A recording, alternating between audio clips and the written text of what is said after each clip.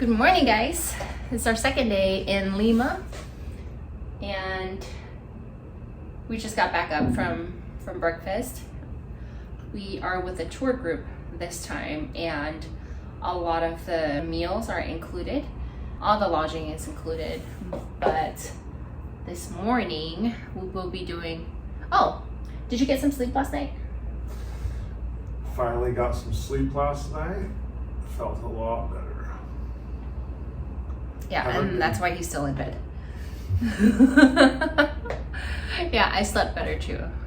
We haven't been getting much sleep at all the last 2 or 3 nights, so it was nice last night. Actually, it's more than 3 nights. But this morning we are going on a tour, I think of downtown Lima. Yeah?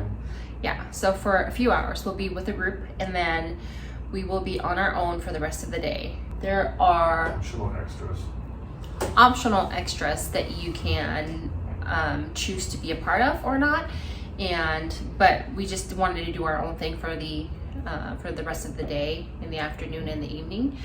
So we will be exploring the city a little bit more also later today, or maybe not. Maybe we'll just walk around and get some food for sure. But yeah, come with us while we go explore downtown Lima. This is the outfit of the day. You've seen me in this before in Mexico. That's just a dress, and I got a belt to cinch the waist, and got my walking shoes because we are going to be doing a lot of walking.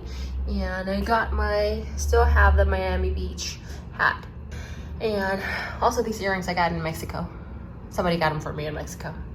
And some sunglasses, my fanny, so I can put my phone in, and my lotion, and whatever else I need for the day. And yeah, let's go explore Lima. And our bus is right down there waiting for us. So it's one of the things I like about these group trips. They also have, they provide transportation for everywhere that we go. Here's the morning look at the city. All right.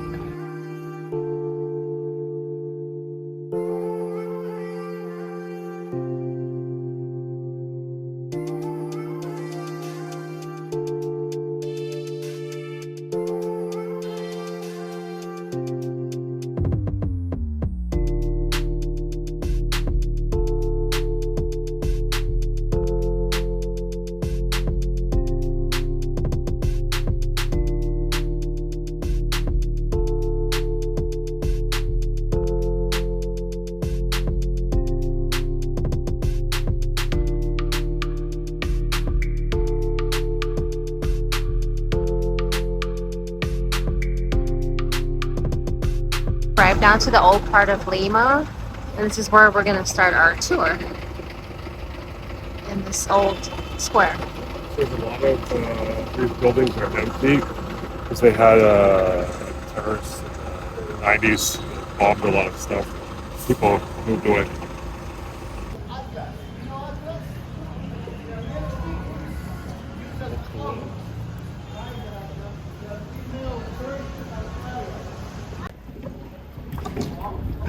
I like the old doors on these old buildings. At least I think the doors are old. So probably in the evening, this place is full of a lot more people. Oh yeah. Because there's shops behind these doors. Yeah, these stores, like the one right there.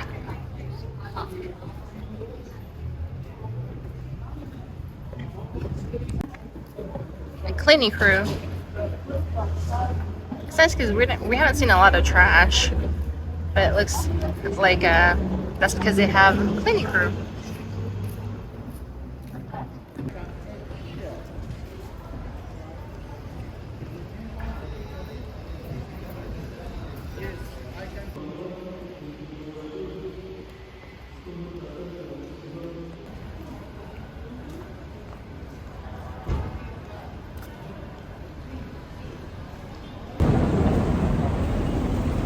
We're in the UNESCO district, the old part of Peru, and our guide is telling us that the the logos for the businesses all have to be in black. So it's weird to see KFC and McDonald's with the black. We just left that area, now they're in the blue. We're in the blue area now. So I guess they're gonna be blue colored now. I don't know, we'll see. And walk-in tours are made possible by these, they call them whispers right here, so that we can hear what the tour guide is saying, even though he's like pretty far from us, so that we don't have to be like huddled right behind him, so that we can kind of take our time with the observing what's around us. At the same time, we can hear what he's telling us about the history and whatever we need to know. So I guess a lot of the houses here in Peru have flat roofs. That's because our tour guide was saying that it doesn't rain much here in Peru. They have a nickname, Peru the Gray, because it's usually gray when it's not summertime, and they don't get much rain. They don't even have a drainage system. It's like 0.08 inches of rain here. But they get like a mist. Oh yeah, because they're next to the ocean. Yeah, it's very interesting.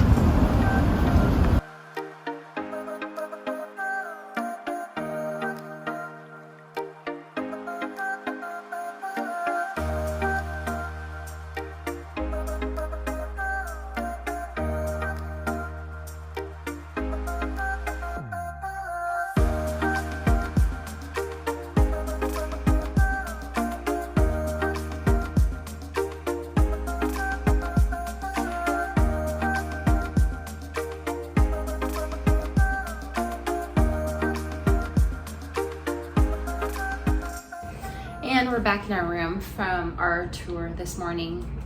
We went down to a UNESCO district, the old part of Lima, with our tour guide. Our bus just dropped us off here. Everybody else is going to eat at the same place that the tour guide recommended. They're gonna go to a seafood restaurant, but we went and had seafood yesterday. Yeah, we had our seafood yesterday. So we're gonna go to looks like a popular sub shop. Lucheria sandwich shop. The pork sandwich looked really good, so I'm gonna get a chicharron sandwich. Oh, and this, part of going to the different countries, I enjoy trying like local snacks. This, I guess, we've seen it everywhere. Inca Cola. It smells like bubble gum. Tastes like juicy fruit bubble gum. And it tastes like it too. It's not bad. And this one is not so much a pop, it's more an essence of water one. It's 0 calories. It's a flavor of piña and quillon. I don't know what quillon is. I've never had it before. I couldn't even look it up, but it's pretty good. Not as good as the Inca Cola. Now I know what Inca Cola tastes like. Okay, shall we go? And hopefully we get some ice cream too. It's hot outside. Weather like this, it calls for ice cream. And this is our lunch. I got the chicharron. That pork looks good. I got the lomo con queso. And we got mango juice. It's like almost like a nectar. It's nice and cold. It's just like straight up mango. It's really good. Oh, okay. Yeah. Let's dig in. Ready to try this. Okay.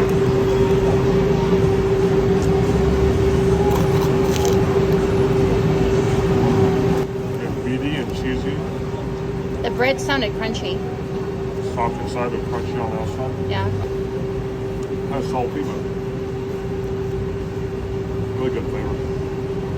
And this is what the inside of my sandwich looks like. It's sweet potato and pork.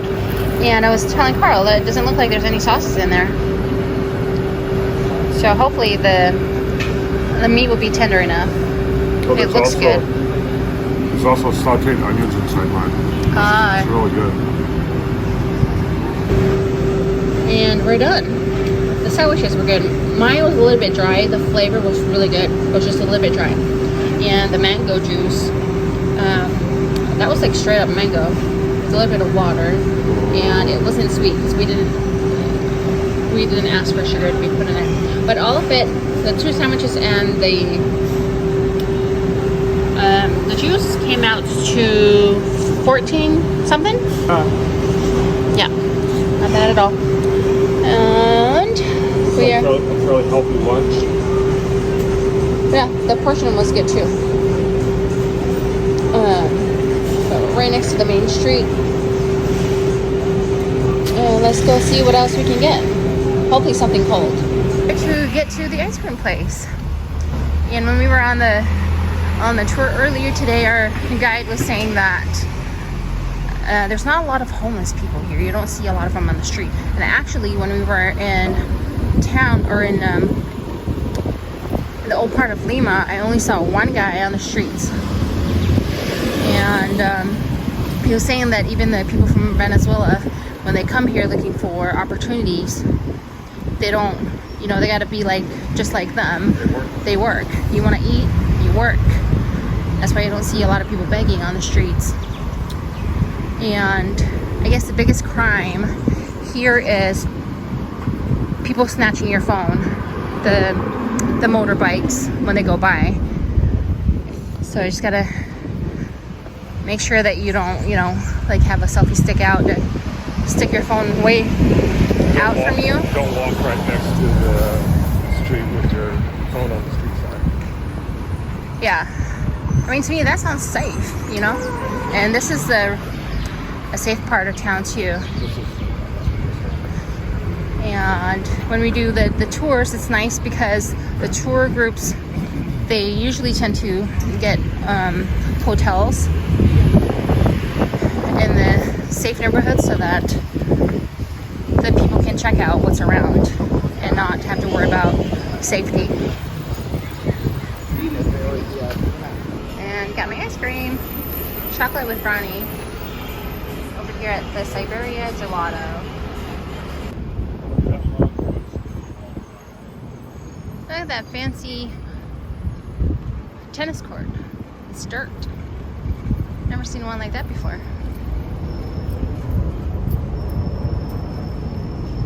Lima is a big city. There's 11 million people here, 10 million being Peruvians, and 1 million Venezuela. So a third of the population of Peru live here in Lima. It's a very big city. Yeah, we're only in one tiny part of it. It just stretches on. They don't really have freeways connecting a lot of it either, so it takes a long time to get between places. Mm-hmm. And this morning on our tour, we got to see a lot of churches, and we went to the catacombs underneath one of the churches, but we weren't allowed to film in there, take pictures. So just I snuck one photo only because it was a cool painting of these horses. Yeah, but it was a nice tour, very informative. Low ceilings down in the catacombs. Yeah, this guy had to do a lot of ducking.